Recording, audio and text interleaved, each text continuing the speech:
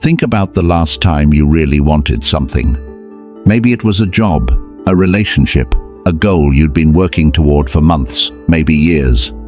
You tried, you pushed, you did everything you could think of, but the thing you wanted kept slipping further away or moving so slowly it felt like nothing was happening at all. So you pushed harder, worked longer, tried more, same result, or worse. This isn't bad luck. This is a pattern. There are certain things in life that work in the opposite direction of our instincts.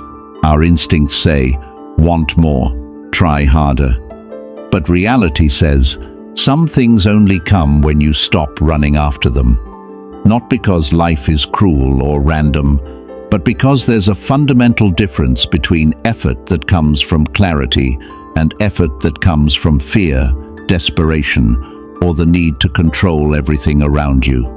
The Stoic philosophers, thinkers from ancient Greece and Rome understood this thousands of years ago. They didn't teach people to give up. They taught people to work smarter, live deeper, and understand the difference between what belongs to them and what never will. Today we're going through 7 principles drawn from that philosophy. Not abstract theory, but practical ways of thinking that can change how you move through the world, starting today. 1. Detach from the outcome. Imagine you're learning a new instrument. The first week you're excited. The second week you start comparing yourself to others. By the third week you're wondering why you're not progressing faster. And slowly, without noticing it, you start practicing out of anxiety instead of genuine interest. Something strange happens. You practice more, but improve less, because your mind is operating under stress instead of focused attention. This is exactly what happens with most goals in life. When you attach yourself too tightly to the outcome, will this work? Will people recognize it? Will I make it? You create a kind of internal pressure that quietly undermines the very actions you're taking. You're no longer doing the work for its own sake. You're doing it to escape a feeling of dread. Epictetus, a philosopher who began life as a slave, said, "Do not seek for things to happen the way you want them to. Rather wish that what happens happens as it should. Then you will be at peace." This isn't advice to stop having goals. It's not a call to be passive or indifferent. It means give your best to the part that belongs to you, then accept that the final result depends on more than just your effort, the market, the timing, other people, variables entirely outside your reach. The person who understands this works with a kind of calm focus that the person chasing outcomes rarely finds. And more often than not, that calm is precisely what produces better results. Start with a simple question. What's the best I can do today, regardless of how it turns out? When you focus on that, instead of when is this finally going to happen, you'll notice you work differently and feel differently while doing it. 2. Master your mind. The mind is not a neutral tool. It amplifies whatever you feed it. Feed it worry and doubt, and it will find more reasons to worry and doubt. Feed it focus and clarity, and it will start finding paths you couldn't see before. Marcus Aurelius, Roman emperor, one of the most powerful men in history, wrote in his private journal, "The quality of your life depends upon the quality of your thoughts."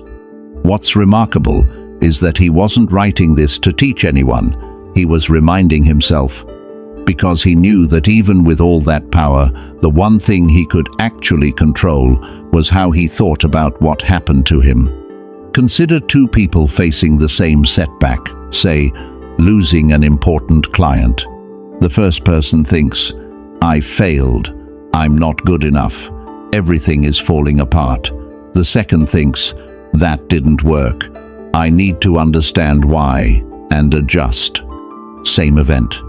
2 completely different realities, not because the circumstances are different, but because of how each person interprets those circumstances.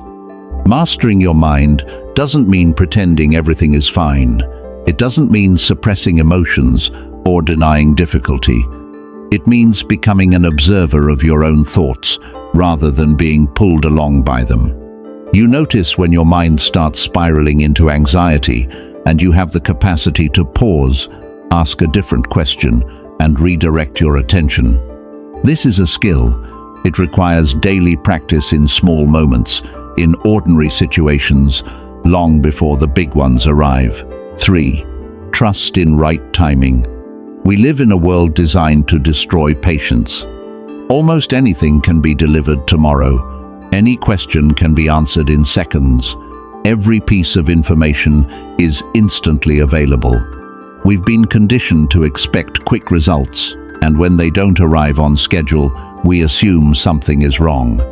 But there are things that don't operate at the speed of a search engine. Real skill takes years. Trust in a relationship builds over months, sometimes longer. Deep self-awareness doesn't arrive after a single morning of journaling.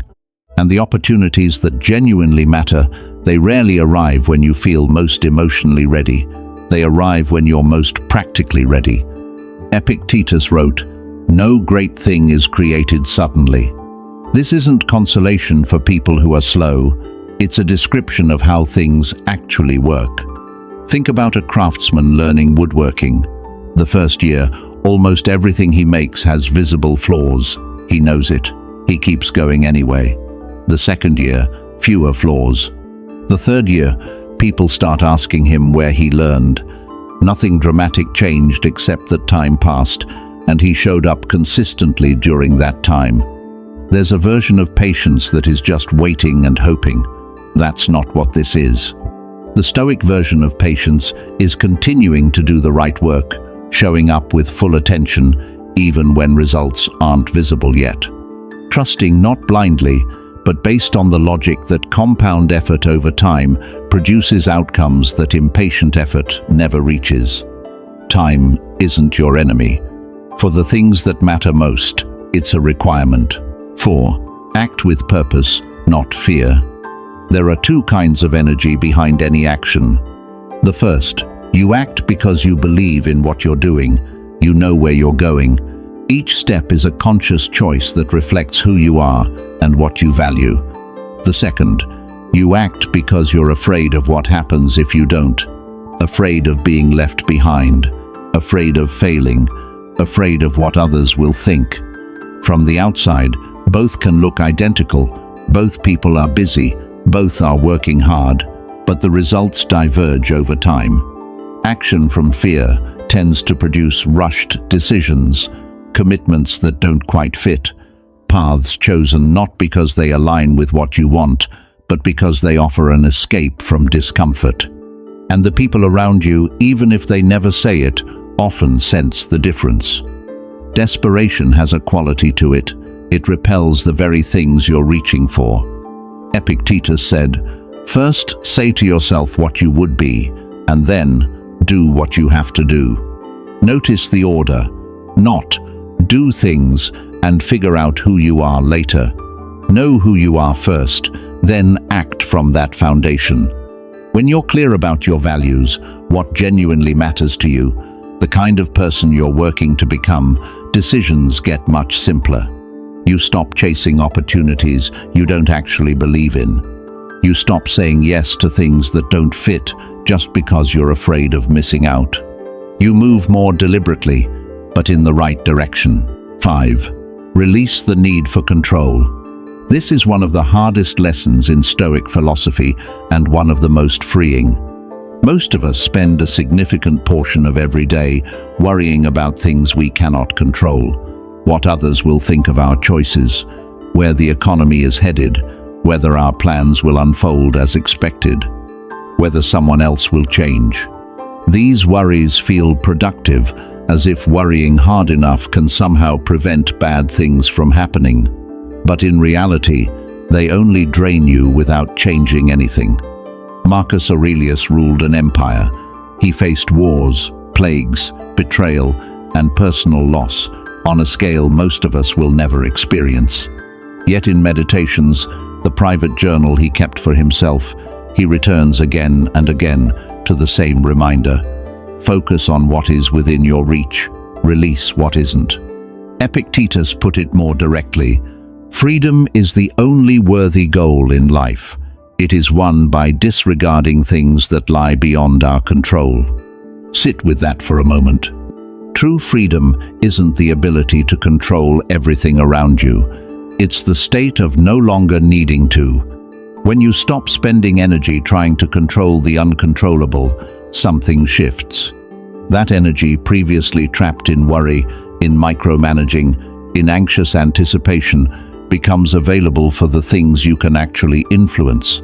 Your actions, your attitude, your response to what happens. This isn't passivity, it's precision. You stop fighting on 20 fronts and focus entirely on the one where your effort makes a difference. 6. Live from a place of abundance. Most people are running a loop. They think, once I reach X, then I'll feel like enough. Then I'll be genuinely happy. Then I can finally breathe. X is a higher income, a better title, a bigger apartment, recognition from the right people. But when X arrives, the feeling isn't quite what they imagined, because by then, there's already a new X waiting, and the loop continues. This isn't a personal failure. It's how the human mind operates without deliberate adjustment. We adapt quickly to what we have and rapidly shift attention to what we don't yet have. Epictetus, who lived with very little, wrote, "Wealth consists not in having great possessions, but in having few wants." This isn't a call to live without ambition or to accept less than you're capable of. It's a reminder that the feeling of abundance is a psychological state, not a financial threshold or a career milestone. Someone living from abundance isn't a person who wants nothing more. They're a person who can appreciate what they have right now while still working toward what they want. The difference is subtle but significant. They're not working from scarcity, from the fear of not having enough. They're working from a sense of already being on solid ground.